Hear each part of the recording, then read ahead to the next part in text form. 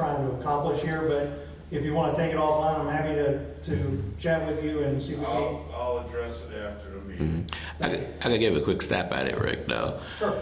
I will say, everybody knows, and developers will bemoan and complain about it, but Virginia Beach has the strictest stormwater standard in the entire Commonwealth, right? And the Amazon project is going to be subject to that as well.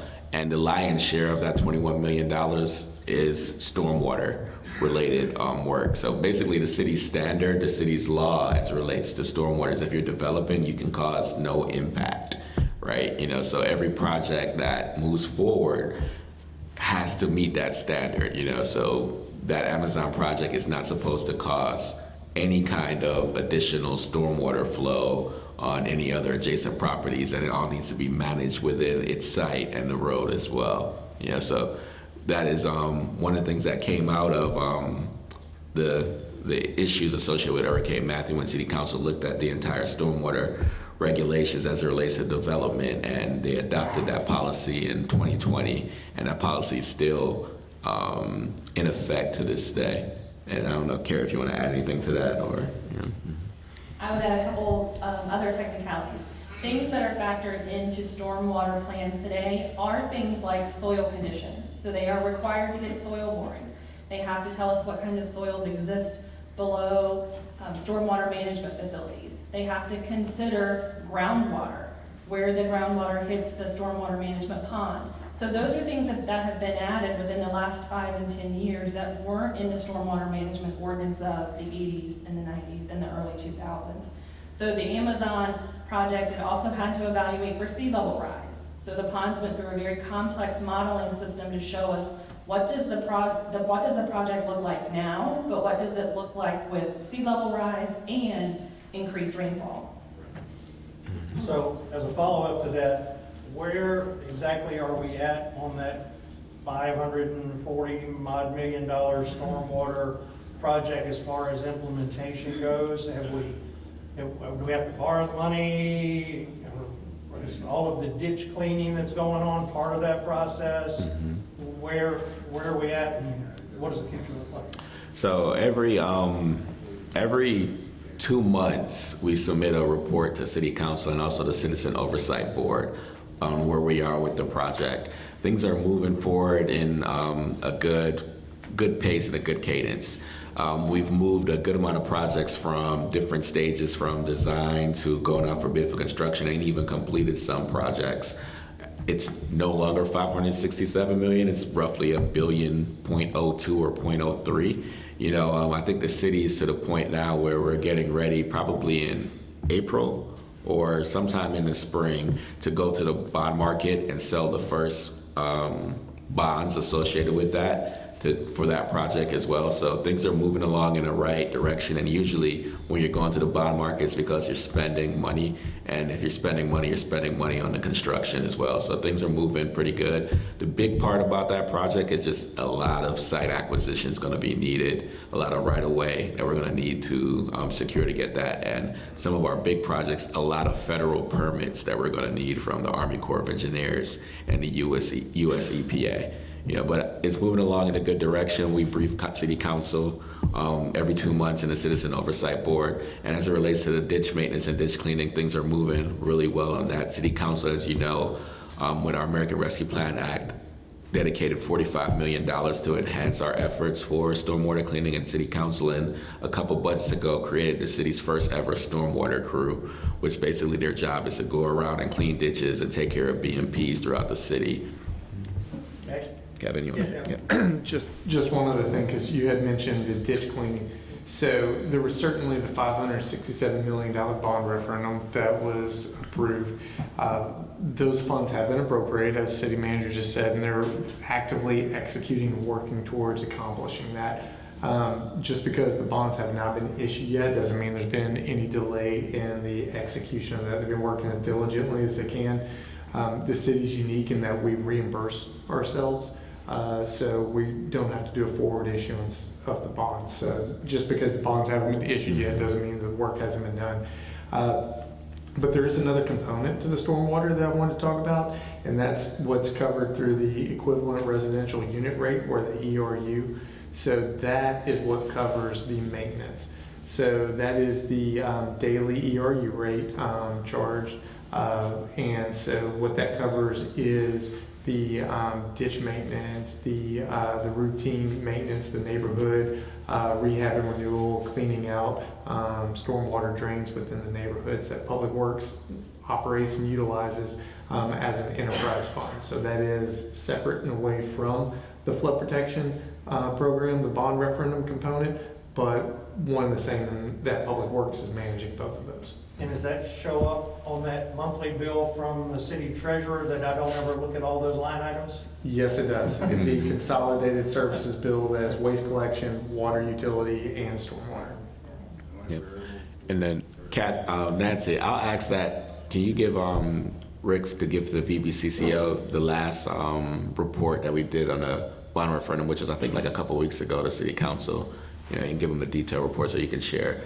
I think we've gotten to a better place where we've been able to kind of create a more digestible document to kind of give a sense of where we are with the project, so it doesn't require a lot of engineering degree to kind of figure it out, and then we created a really intriguing tool that we won an award with that kind of allows citizens to look at the projects and then get a sense of what the benefit would be, right? So the tool allows you to see if Hurricane Matthew happened, what happened to your community, and then after the construction project is complete, the benefit that you see.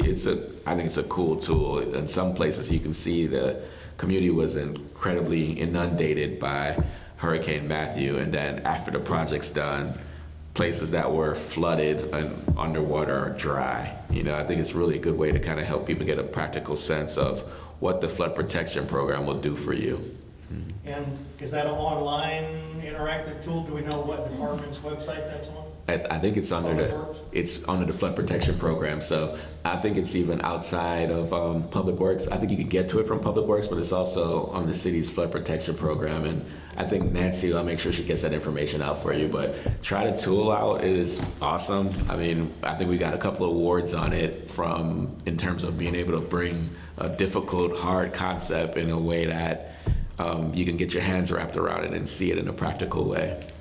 Yeah, I want to say, every Friday afternoon, Patrick's office puts out the Friday city manager's packet. I want to say that last week, somewhere out in another month or so, the advisory committee on stormwater, whatever that. The oversight board, the citizen oversight board, yeah. Mm-hmm. Aren't they coming to give a presentation? Correct. Sometime fairly soon? Yep. Mm-hmm. And I think too as well, we sent out the Friday package publicly for the public to see, and that's also where the land use report that Carrie was referring to, and that's public as well. But it's probably better and more digestible to get linked into the communications. What is it called, Nancy? Be in the know? Be in the know, because it really gets more in depth on some of the issues that are going on in the city or different opportunities. And I think a couple times now they've really tried to figure out a way to take some of the flood protection program concepts and make it relatable. So that's a good way to get a lot of information about what's going on in your city as well. I have a question. I've got like two. Yes, ma'am. So about the bond referendum, you said something in the beginning of the meeting that there were going to be changes made to it? No, I'm not aware of me saying there's going to be. Comp plan, not the bond referendum. Okay, so how, I know there's a lot of projects for the bond referendum, the shore drive and all, tons of stuff. Mm-hmm. But what about protecting, because I know it's not in full force, because if it was, then the stormwater retention ponds and the existing natural wetland areas, lakes, etc., would be protected from developers trying to build on them. And so I know that, because it would be a non-issue when they come to you guys, hey, we want to build, and you'd be able to say, hey, no, we can't do that.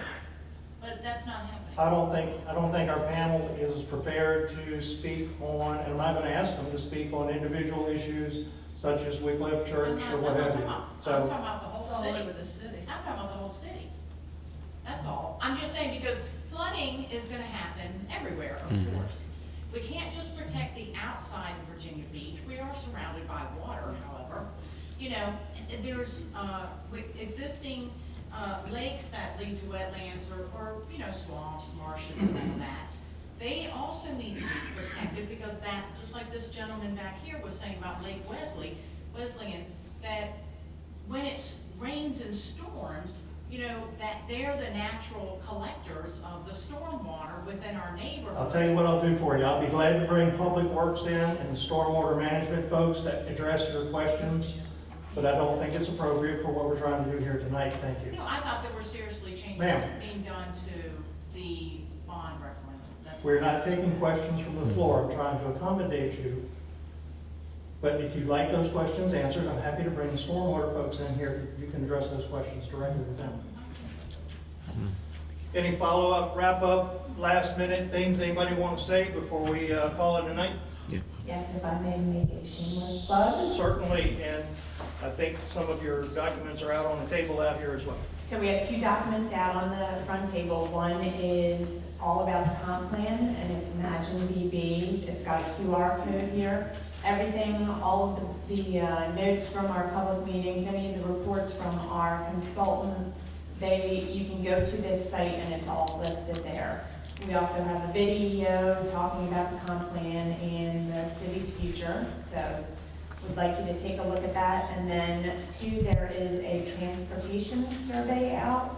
You may have seen this in your utility bill recently, but if you would take the time, take one of these as well, and if you take the survey, we're updating the master transportation plan.